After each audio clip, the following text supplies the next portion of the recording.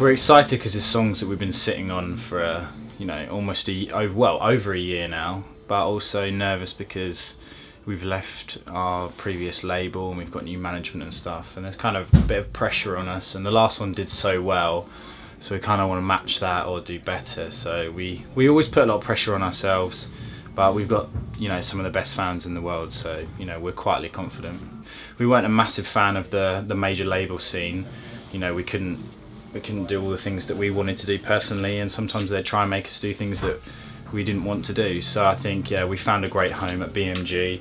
They let us be creative in our own way, and they're really just supportive of us, and they're just as excited to release this album as we are. So I think that always helps. We go in there and everyone's buzzing, whereas you go into a major label and you can get lost because the week after they're releasing, I don't know, the new Beyonce record or something. It's your 4th album. Yeah. How do you think it moves on from Sinners Left Asleep?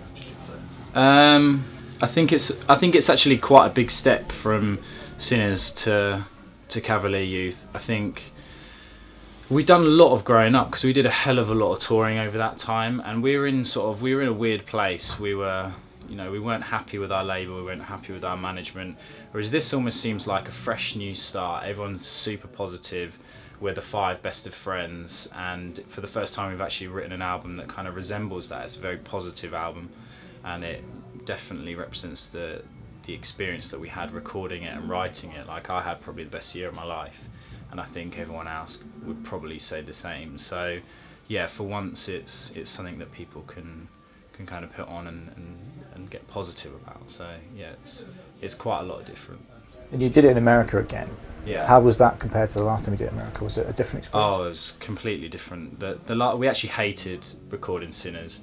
We didn't like the producer, we didn't like the way everything was working, we didn't like where we were living. We were in the centre of Hollywood, basically, loads of distractions, in an apartment block, weren't living together. And, it was terrible. None of us ever wanted to go to the studio, whereas this time around we rented our own house in LA, a bit out of the city, and we just we never really went out at all. We just used to stay in, and it was just us 5, and we'd invite some friends over, and it was all about going to the studio. We were going to bed at 10 o'clock some nights. It wasn't very rock and roll, but yeah, we were just focused, and working with Neil Avron was one of the best experiences we've ever had. So yeah, we had a great time. I think you've said in interviews before that you feel your drumming's been best reflected on this album. It's the first time it's been really captured. Yeah. Do you want to talk us through that? Why it's different? My drumming, different. Well, I think in terms of, it was Neil Avron really. He makes you want to be a better musician and want to be a better player. Like I even had drums set up at the house this time, and we'd do pre-production, and I'd go home and I'd work out things to play on drums for different songs. Whereas, when we recorded the previous album, I wanted to go in there, get it over and done with as quick as possible and get out, just because it was a horrible time being in the studio. It wasn't a nice experience. Whereas yeah, I think I was far more prepared this time, and yeah, as I said, it's all down to Neil Avron really. He just pushed us as hard as possible, and it was great fun, and I actually enjoyed playing. I enjoyed being in the studio, and that makes the world of difference. And the record's coming out now, and then you've got a big tour coming up.